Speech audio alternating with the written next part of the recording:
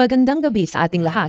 Narito ang weather update sa araw ng Biyernes, January 5, 2024. Tukuyin po muna natin ang mga weather system na nakaka-apekto dito sa ating bansa. Una na dito ang northeast monsoon or yung hanging amihan na patuloy na umiiral dito sa May Luzon.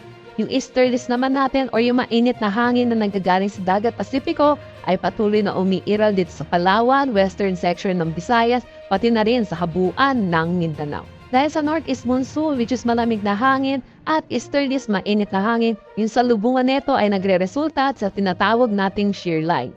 Kung makikita natin, may mga kumpul na kaulapan dito at yung mga magdadala ng mga pagpulan dito sa Bicol region, Northern Samar, Eastern Samar, pati na rin sa Samar.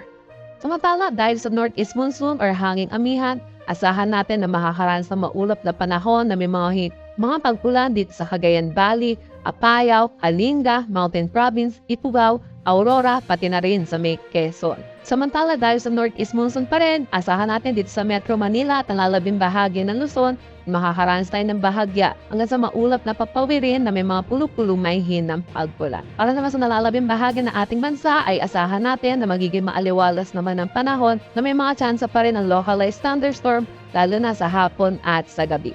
Wala naman tayong binabantaing low pressure area o anumang bagyo sa loob at labas ng ating Philippine Area of Responsibility.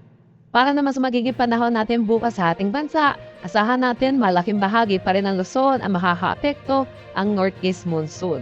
Samantala, yung shear line naman ay patuloy na makaka-apekto dito sa may Bicol region, kaya asahan natin na makakaranas pa rin sila ng maulap na panahon na may mga kalat-kalat na pagpulan. Ang temperatura dito sa Metro Manila ay maglalaro between 24 to 31 degrees Celsius, Lawag 24 to 31, Tugigaraw 22 to 28 degrees Celsius, para dito sa Baguio 16 to 23 degrees Celsius ang asahan nating temperatura. For Tagaytay, 23 to 29, Legazpi 25 to 30 degrees Celsius. Para naman sa nalalabing bahagi ng ating bansa, dito sa Davao Region, asahan natin makakaranas sila ng mga kalat-kalat na pagkulan dulot nitong easterlies. Para naman sa mga nalalabing bahagi kasama na ang Palawan, asahan natin na magiging maaliwalas naman ang panahon na may mga isolated rain showers at localized thunderstorm lalo na sa hapon at sa gabi. Ang temperatura dito sa Iloilo ay maglalaro between 27 to 31 degrees Celsius, Cebu 25 to 31, Tacloban 26 to 31 degrees Celsius. Para dito sa Calayan Islands at Puerto Princesa, asahan natin ang agwat ng temperatura na 26 to 32 degrees Celsius. For Cagayan de Oro, 24 to 30, Zamboanga, 25 to 32 degrees Celsius, Davao, 25 to 31 degrees Celsius. At wala na tayong nakataas na anumang gale warning sa anumang seaboards ng ating bansa.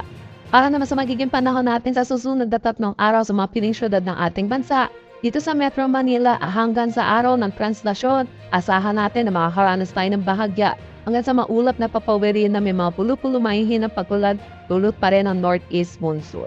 Dito sa Metro Manila maglalaro ang temperatura between 24 to 31 degrees Celsius. For Baguio, asahan din natin na makakaranas sila ng mga mahihin ng pagkulad dulot pa rin ang northeast monsoon. For Baguio, asahan natin ang temperatura between 16 to 24 degrees Celsius. Sa Legazpi na naman, makakaranas pa rin sila ng maulap na panahon na may mga kalat-kalat na pagkulan dulot pa rin ng shear line. Asahan natin temperatura maglalaro between 30 to 25 degrees Celsius. For Metro Cebu at Davao, asahan natin na makakaranas sila ng maaliwalas na panahon or mainit na panahon dulot pa rin ng easterlies. Ang temperatura dito sa Metro Cebu ay maglalaro between 25 to 31 degrees Celsius, Metro Davao 25 to 33 degrees Celsius.